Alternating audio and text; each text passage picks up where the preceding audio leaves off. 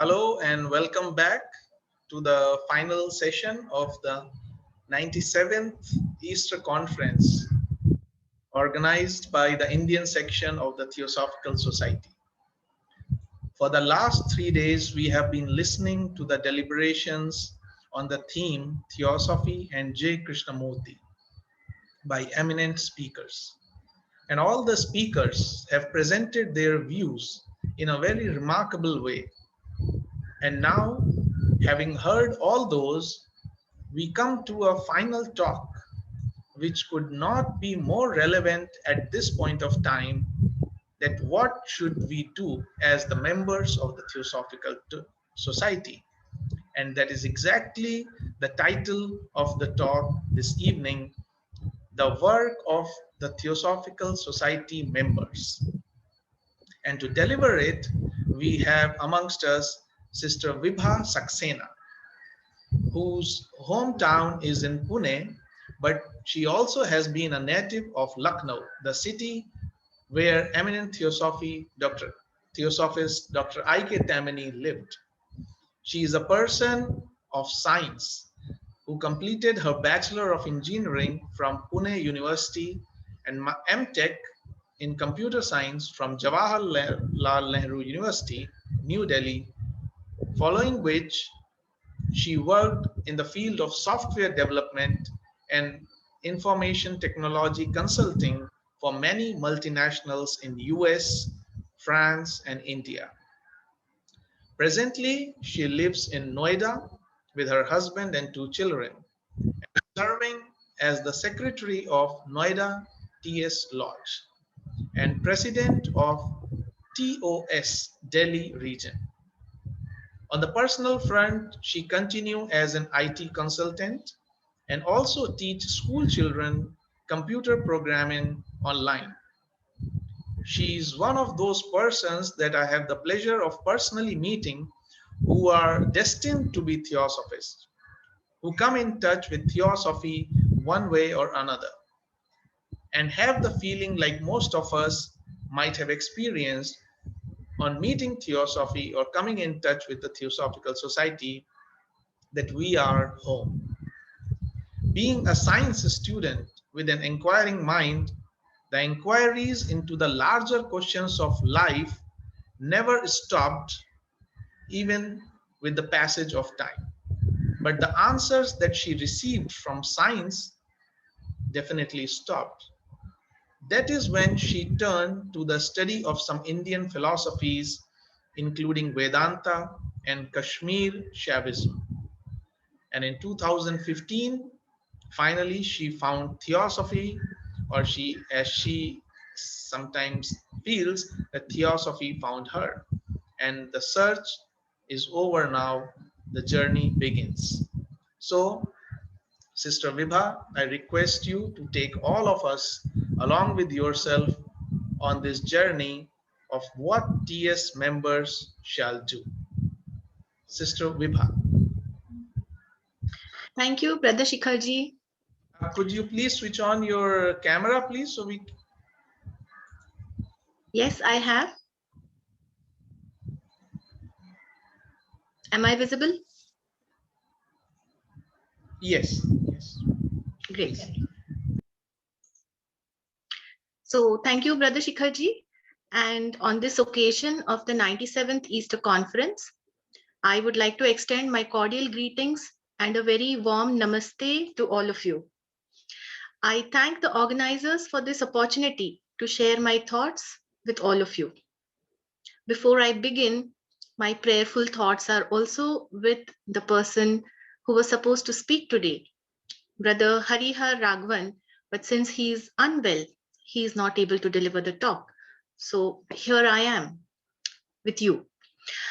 I have chosen to speak on the work of Theosophical Society members.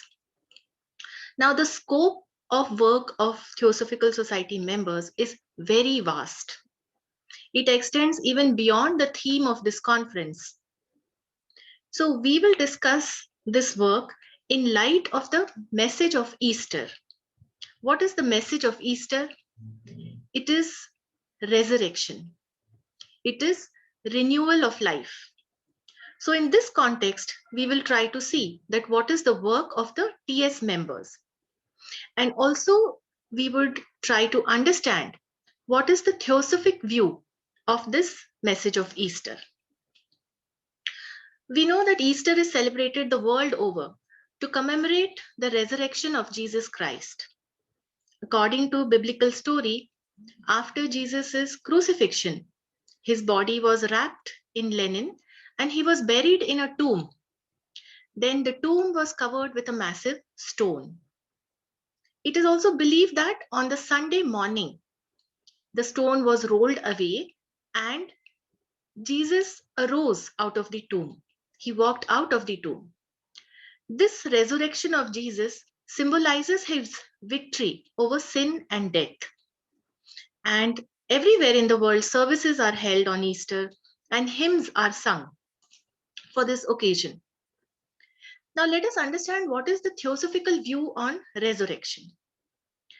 The theosophical view puts emphasis on awakening of the mystical Christ principle, which is there within each person.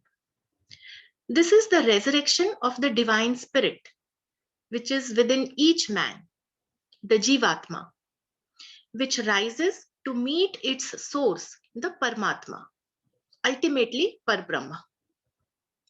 There exists the same immutable, undivided spirit in all, but it expresses itself through different forms. Expression is nothing but it is the ability to respond consciously.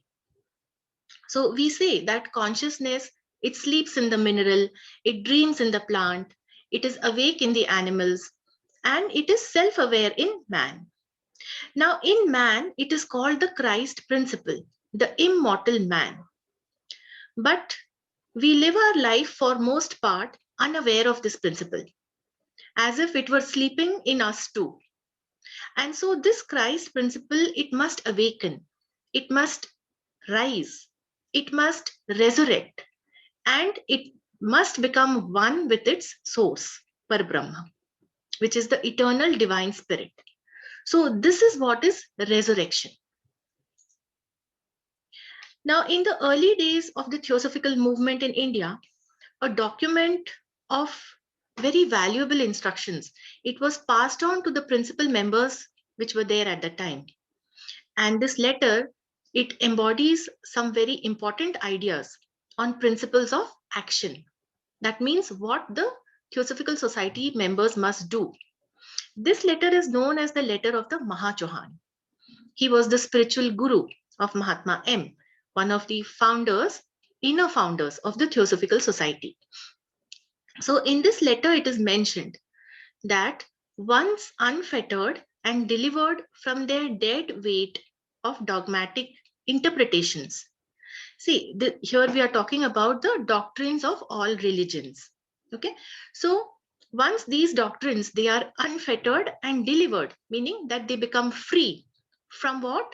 From their dead weight of dogmatic interpretations, from their personal names, the anthropomorphic conceptions, and their salaried priests, the priests. Then the fundamental doctrines of these religions, they will be proved identical in their esoteric meaning.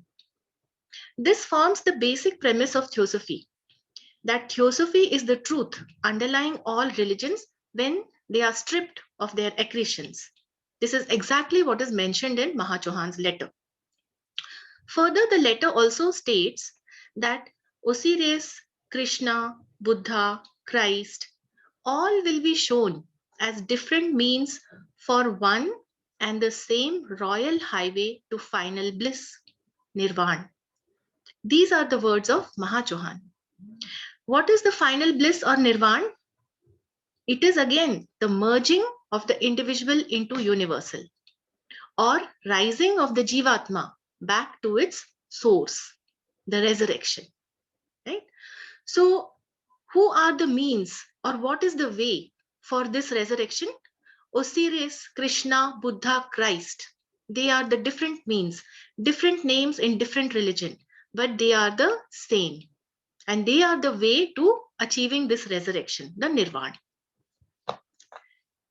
In the same context, there is another letter by Mahatma K.H. This letter was written by Mahatma K.H. to AP Senate in July of 1883. And this is the letter number 59 in the Barker series. Chronological series, it is 111. So in this letter, Mahatma K.H. has mentioned to AP Senate that speech or vak was regarded as the sun or the manifestation of the eternal self. This was adored, the speech or vak, this was adored under the name of the manifested God. It is called Avalokiteshvar in Buddhism, and it is called as the manifested God. Now, the unmanifested Father and the manifested Son. The manifested Son, he is identical with the unmanifested Father. They correspond to Parbrahma, unmanifested, and Jivatma, which is manifested. This also corresponds to the universal seventh principle and the individualized seventh principle. We know seventh principle is the divine spirit. So universal spirit and the individualized spirit. That is what is the unmanifested Father and the manifested Son. So further, Mahatma K.H. has mentioned that the latter, that means the manifested Son, which is the word, the logos, call it by whatever name, but know that the real Christ of every Christian is the Vak, the mystical voice. Now, it is also said, in the beginning was the Word, and the Word was with God. That is the Christ principle. Then Mahatma K.H. continues, and further in the letter it is mentioned that the man Yeshu was but a mortal like any of us, an adept more by his inherent purity and ignorance of evil, not by what he had learned with his initiated rabbi. So yes, the person, the being, the man Yeshu was there. He was a mortal, he was an adept. But the Christ principle is something else, which we saw is the manifested Son. So this gives the theosophical view on Christ as an abstract principle, Jesus as an adept, and resurrection as a symbol of achieving the highest goal of existence.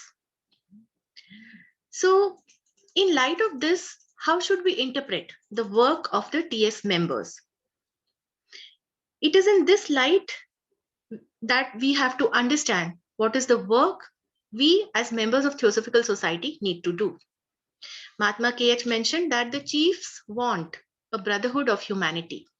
A real universal fraternity should be started. Now, this is the very first of the three declared objects of the Theosophical Society. It relates to what has been said by Mahatma K.H. The first principle, as we know, the first object, as we know, to form a nucleus of the universal brotherhood of humanity without distinction of race, creed, sex, caste, or color. So to this extent, every Theosophical Society member has to help in carrying out at least one of the objects of the program. Otherwise, there is no reason for him to become a fellow. HPB mentioned this in her book, The Key to Theosophy. She says that every TS member should help in carrying out at least one of the object. Otherwise, there is no reason for him to become a fellow. So the Theosophical Society, it is a philanthropic and a scientific institute, a philanthropic and scientific body for propagation of this idea of brotherhood. Yes, but on practical lines, not merely theoretical lines. So that is where lies our work, on practical lines. And what specifically she wanted the members to do, HPB? She mentioned that the fellows, whether they are Christians or Muslims, Jews or Parsis, Buddhists or Brahmins, spiritualist or even materialist, it does not matter. But every member must be either a philanthropist or a scholar, either a searcher into Aryan or any other old literature or a psychic student. So you see that the scope of work of TS members is vast. There are 3 objects and we should help in to carry out the work in any of those 3 objects. That is a vast scope of work. Now, from theosophical teachings, we know that it demonstrates a common origin of man. It is shown logically, philosophically, metaphysically, and even scientifically, this common origin of man. It states 2 points. First, all men have spiritually and physically the same origin. And second, mankind is essentially one in the highest essence. That same essence, it is one infinite, uncreate and eternal principle, whether we call it God or we call it nature or Parabrahma or Mool Prakriti. So from these 2 points, it follows that nothing can affect one person without affecting the other. Nothing can affect one nation or one man without affecting all the other nations and all the other men. This is certain. It is as obvious as throwing a stone into a pond. Sooner or later, it will set in motion all the drops of water in that pond. So it is the duty of every theosophical member to overcome selfishness and individualism by the feeling of solidarity and mutual brotherhood. You see, individualism itself is separatism. It naturally gives rise to selfishness. Now, in the present times, it is hardly possible, nor is it reasonable to expect that everyone can reach a state of consciousness where we can directly experience the unity or oneness of life, right? It is not happening right now. So in practical life, how do we experience or bring about this principle of brotherhood into practice? In practical life, this feeling of separateness can only be overcome. It can be removed by cultivating a feeling of solidarity and a feeling of brotherhood.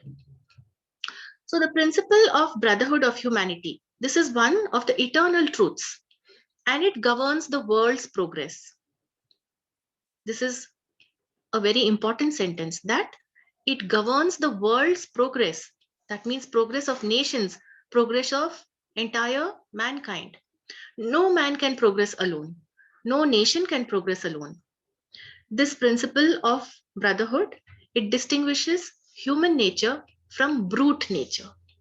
Brute is the animal, right? Only humans can inculcate this feeling of brotherhood. So this entire humanity, it is bound into one family. There is actually a golden chain which binds this humanity into one family. What is this golden chain? It is not a fetter. It is actually a chain comprising of 4 links, which are nothing but the 4 most important theosophical principles. I will explain these 4 principles and how they bind humanity into one family. The first principle is universal unity and causation. These follow directly from the fundamental propositions which are given in the Secret Doctrine. Universal unity and causation. So we all are one in the highest spiritual essence. We know that, right? What affects one also affects the other. The one immutable, eternal, divine spirit. That is this universal unity. Now also coming to causation, it is the unity which is the cause of multiplicity of this universe. It is the rootless root and the causeless cause of all that was, is, or ever will be. The effects of this root cause, they in turn become the causes of the next level of effects. So this is like a domino effect. This continues down to the lowest atom of the universe. And this is the first link in the golden chain, universal unity and causation. So we are multiplicity of the universe, but we are rooted in that unity. The second link of this chain is human solidarity. It is the support for one another. the brotherhood. Because once multiplicity is manifest, then we are not able to directly experience the unity, but there exists solidarity, there exists brotherhood. No individual progresses alone. It is the progress of the whole humanity, the whole race. The third link in this golden chain is the law of karma. There is no isolated or individual separate part of the universe. Each being is inextricably connected to the whole, and this is the basis of collective karma. Karma is the law of cause and effect. So we are inextricably linked together, creating collective karma. And the fourth link in this golden chain, it is the law of reincarnation. This law of reincarnation, it makes us realize that life is not about our current life which we are living today. It is a journey, a continuous journey. Journey of whom? Journey of the real immortal man through this period of manifestation. So he is continuing. The real immortal man is our higher triad, the Atma, Buddhi, Manas. So what we do today, it determines the progress of this cycle in which we will incarnate tomorrow. So in that sense, what we are doing now, we are making our own future. These four principles which we have seen, universal unity and causation, human solidarity, law of karma, and law of reincarnation. These are the pillars of social cooperation. They are actually the drivers of social reform, because we are all connected, we are all rooted in unity, we are all affecting one another by this law of karma and reincarnation. So this is a driver for social reform, to elevate all of humanity. It is the driver for service. Thus, every effort in the direction of social reform, it is a service to the entire human race. Now, it is left to individual, as members of the Theosophical Society, it is left to individual member that what is the best action he can do and apply for social service, for social reform. If he wants to know whether his action is appropriate, whether his action is wise, he can apply a general test. And the test is this. It's very simple. Will the proposed action tend to generate true brotherhood? That is our first and most important object, universal brotherhood. So will your action generate true brotherhood? If yes, then it is the best. You can go ahead. So Theosophic life, it must be a life of service. Service is any act which will alleviate the misery of people, physical misery or mental misery. And in serving our nearest neighbor, we are actually serving the human race.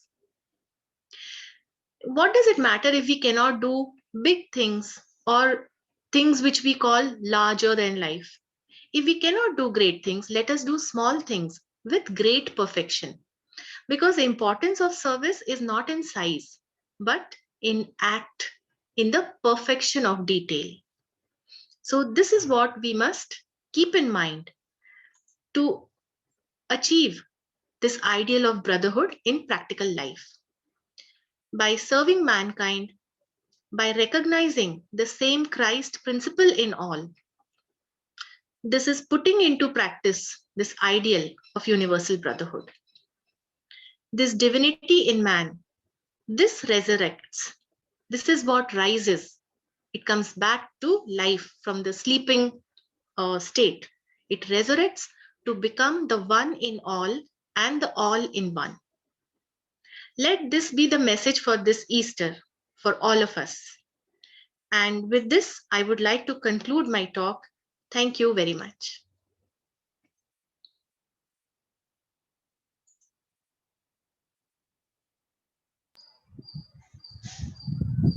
Thank you, Sister Vibha ji, for an inspiring and insightful talk.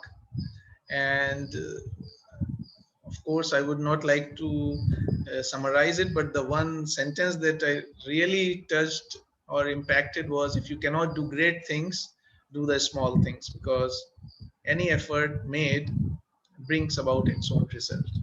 Right. Thank you for an inspiring and insightful talk, and as always, presented in a very simple but impactful way. And I hope and assume that all our delegates might have got some pointers for daily life from this talk and from the deliberations that have been taken place during the past 3 days. And although gatherings like this rejuvenates and strengthens the bond of love and friendship and brings warmth in our relationships, and we do not want them to get over, but everything that has a beginning has an end. And therefore, I would like to invite Brother S. Raman, Brother Sundaram Ramanji, Secretary of Madras Theosophical Federation, to deliver the vote of thanks. Brother S. Ramanji. Am I audible? Yes, yes, yes, sir. So, good evening to everyone. This moment brings us to the close of the 97th Eastern Conference. We have been taken through several interesting sessions which will linger in our memories for some time to come. Before we conclude the Eastern Conference, I must convey our gratitude and thanks to our international president, Brother Tim Boyd, for his encouragement and support. I must thank our International Secretary, Maria Artma, for her guidance and support, and also for her opening address and welcome message. The President of the Indian section, Mr. Pradeep H. Gohel, has been with us in every step taken for the planning of this 97th Eastern Conference. His continuous motivation and support has been a source of great encouragement. We are very grateful to him. I must also make a special mention of Brother Pradeep Mahopatra,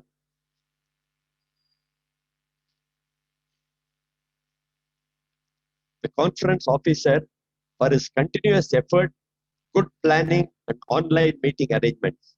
He's the one who was most concerned in the planning of the 97th Eastern Conference, working hard in giving it a final shape. An online effort which requires a lot of planning, coordination, and organizing. That too at a time that face-to-face meetings were not possible on account of strict pandemic lockdown. I also thank all the speakers for their informative talk, and the talks were very informative and interesting on the various topics under the subject of the conference, Theosophy and J. Krishnamurti. The talks covered different aspects. I also like to thank all the moderators for sharing the various sessions and for their insightful introduction of the speakers and concluding remarks. I also would like to thank all the participants of this meeting, because without your active participation, this Easter Conference would not have been a success. We have been having good attendance on all the days. On the first day, it was about 139. Today, it was the beginning of the meeting, it was around 117. And at the, on the second day, the beginning of the meeting, that was about 117. Today, we had 127 persons attending the meeting. I must also thank all the Federation presidents and secretaries for responding so positively and attending and encouraging participation by their members. And special thanks are due to the technical team headed by brothers Shikhar Agnihotri. They need a special mention. They have done a marvelous job. Before I conclude, I would like to express my gratitude to all those who worked voluntarily to make this Easter Conference a success. We are proud of you. Thank you all. Thank you. Thank you, Brother Ramanji. Thank you so much for your vote of thanks.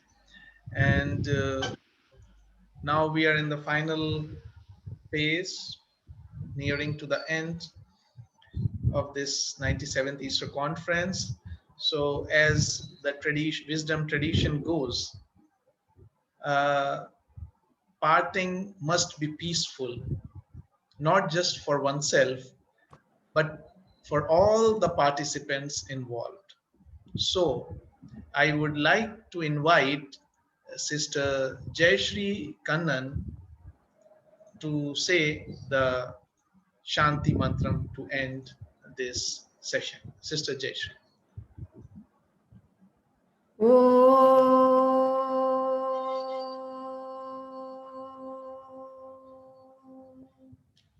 शं no मित्रः शं वरुणः शं no भवत्वर्यमा शं न इन्द्रो बृहस्पतिः शं no विष्णुरुक्रमः नमो ब्रह्मणे नमस्ते वायो त्वमेव प्रत्यक्षं ब्रह्मासि त्वमेव प्रत्यक्षं ब्रह्म वदिष्यामि हृदं वदिष्यामि सत्यं वदिष्यामि तन्मामवतु तद्वक्तारमवतु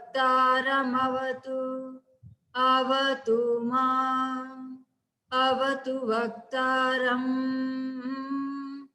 ॐ शान्ति शान्ति शान्ति ॐ पृथिवी शान्तिरन्तरिक्षगं शान्ति द्यौ शान्ति दिश शान्तिरवारन्त दिश शान्ति अग्निशान्ति वायुशान्ति आदित्य शान्ति चन्द्रमा शान्ति नक्षत्राणि शान्ति आप शान्ति रोषधय शान्ति वनस्पतय शान्तिर्गौ शान्तिरजशान्ति अश्व शान्ति पुरुष शान्ति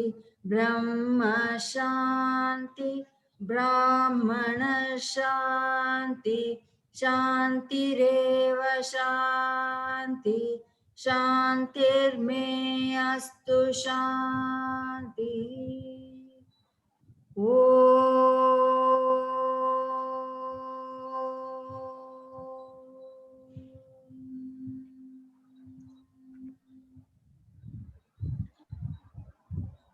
Thank you, Sister Jayashree ji. May this peace be with all of us. May this peace be our guiding beacon in our daily life, and all our thoughts, words, and actions are aimed for that. I now request the conference officer, Brother Pradeep Mahapatra ji, to declare this session closed with his final remarks. Brother Mahapatra ji. Namaste. Very good afternoon to one and all who are present in this online conference from different parts of India, not only, but other parts of the globe. We now reach a stage when we can declare that Easter conference is to be closed. Before that, I pay gratitude, heartfelt thanks to the President of the International President, particularly Maria and Brother Tim Boyd, who allowed the conference to be organized online, but also they allowed officers like Shikharji, Catalina, and others to cooperate with us. And from core of my heart, I pay gratitude to our president, Brother Pradeepesh Gohil, who given permission to organize this online Easter conference, virtual conference. And in future, we will certainly organize actual conference in a place like Adair as well as in Banaras, other conferences, where we can meet with each other physically and talk with each other and take our meals at Bhojanshala. But to my opinion, this online program side by side will continue for the members, those who will be at far away places in India and outside India. So with these words, I, on behalf of Indian section, Theosophical Society, declare the Easter conference is closed, and with the words that in future, means on 15th April 2022, we will meet again, actually, if there is no corona at Adair on, that is 15th April 2022. With these words, I say namaste to all.